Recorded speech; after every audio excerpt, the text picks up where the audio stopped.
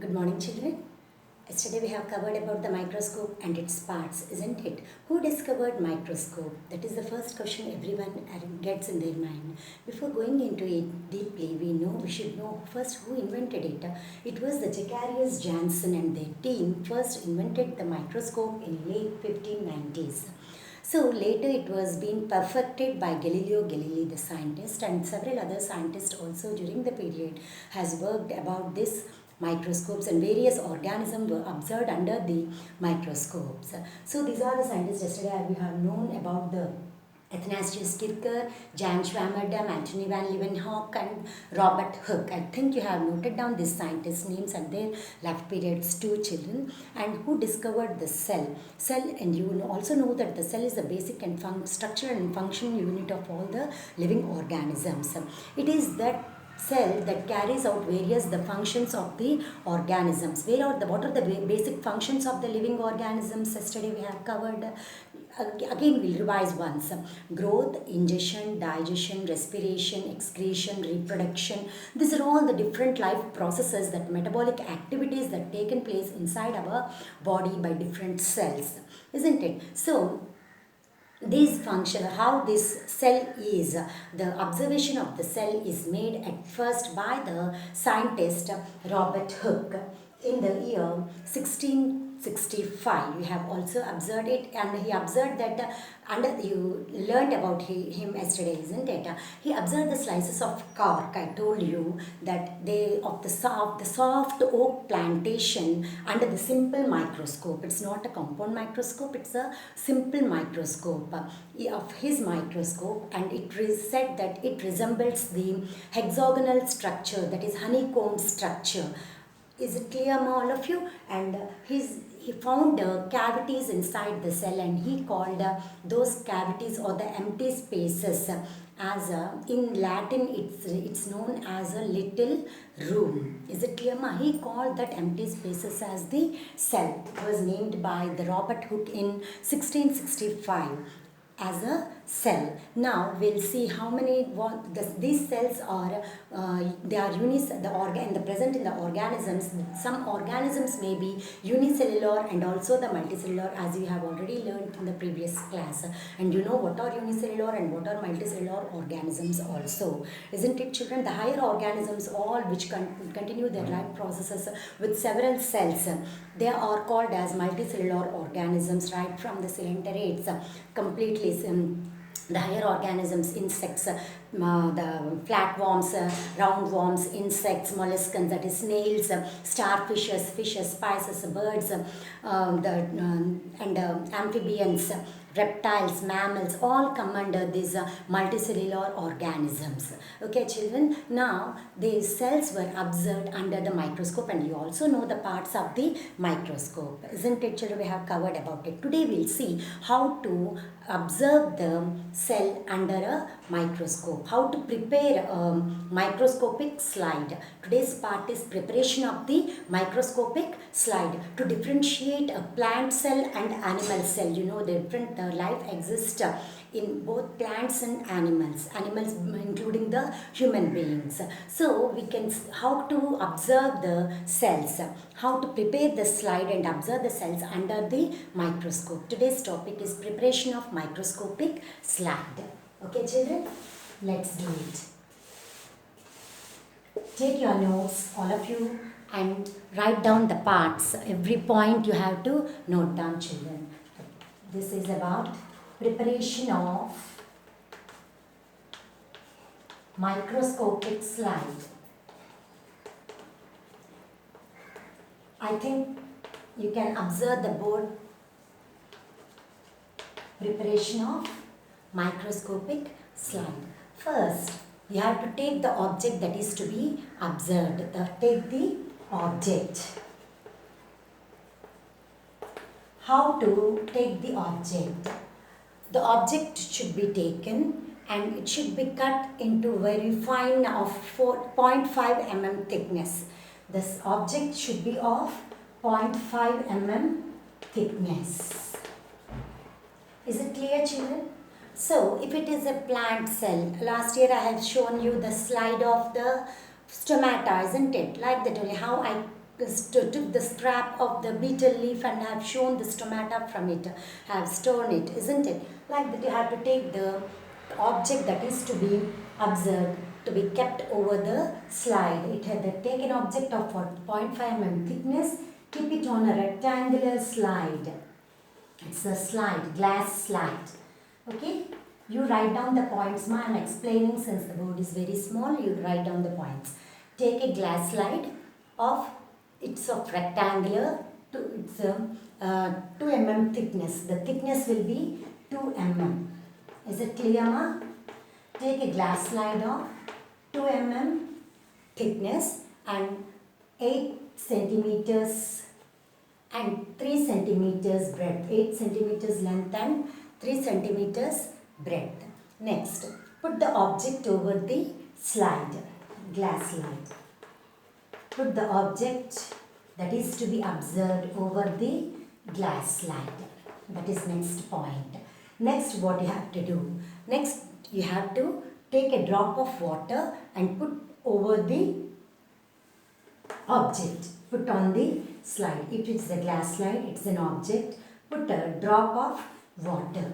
Place a drop of water over it to avoid the dehydration. Is it clear? It should be observed for a long period. So we are putting a drop of water over the object that is to be observed. Next, what you have to do? The object that is placed should be very transparent and it has to be stained. Stained means it had several agents like staining agents ought to be used like iodine, safranin, the methyl orange and any of the indicators that you can use it for observation. So the staining, we can see the different contrasts between the cells that occurs in different organisms. So that we can observe through this staining. Is it clear, ma? That's why we stain the object after putting a drop of water. Next, object. Next, you have to stain it. While staining, what happens? It may come over and spread over the glass slide. So what you have to do? You have to put a cover slip over it. Over it, what you have to do? To put a cover slip. Not to dry fast also and to make the object in position over the glass slide. You are using the cover slip and the stain that is appearing over the glass slide can be removed by wiping it with the tissue paper and so on. Is it clear, ma? So these points first you note down. Later you note down these points, ma. I'll tell you later. And you have to keep this slide over the microscope and observe under the microscope. This is about the preparation of microscopic slide. Note down, ma. Later I'll tell you the staining agents also. Make it fast.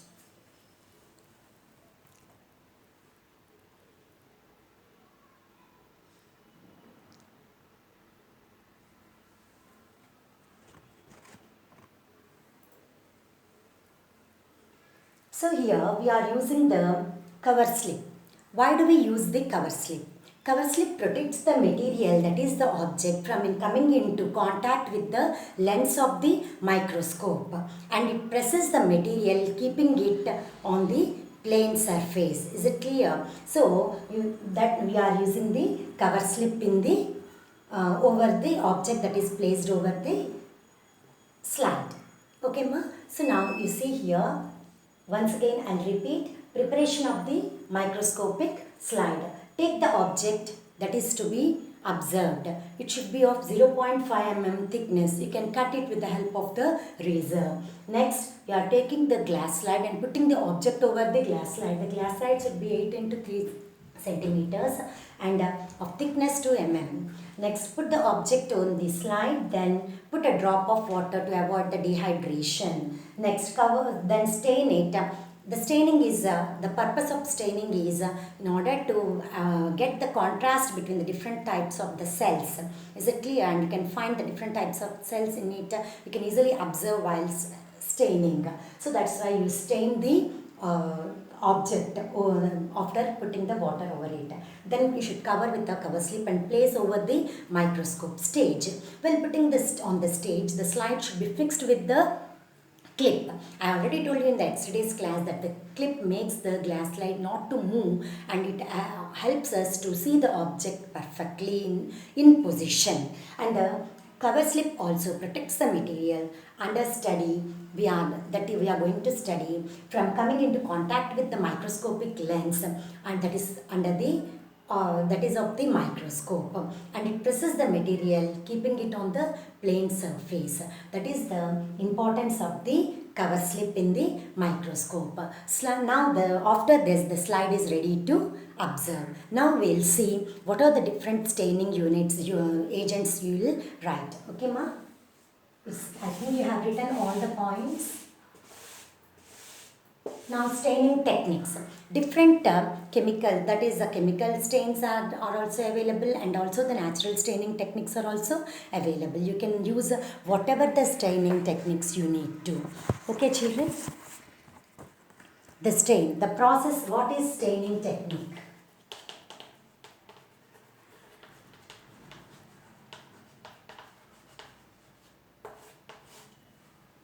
What is staining technique? Write down ma. So what are stains?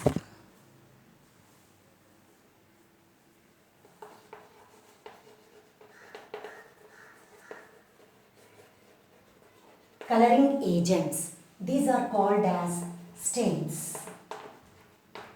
Stains are the coloring agents. The process of staining is called, the process of coloring are the stains are used in the process of coloring. And the process of this staining technique or the staining is called staining technique.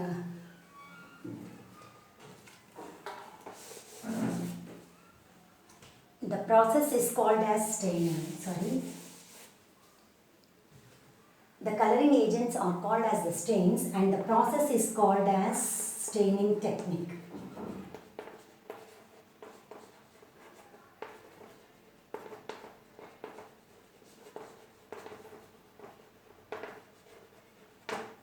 Clear children?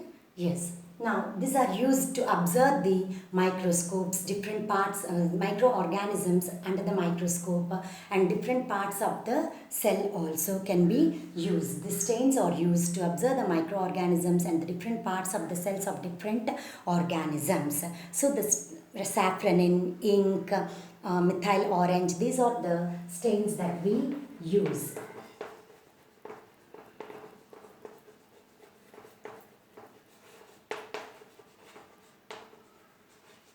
Red ink also can be used for this. Okay children? Note it down. Coloring agents are called stains. The process of staining is, the process used for this is known as for coloring. It is called as the staining. It's used to observe the microorganisms and different parts of the cell, and the different coloring agents or the staining stains that are used are saffronin blue, saffronin, methyl orange, red ink, etc. Methylene blue also is used. Methylene blue. I think you have understood the lesson clearly today. Tomorrow I will continue with the differences between the plant cell and animal cell. Okay children? Thank you.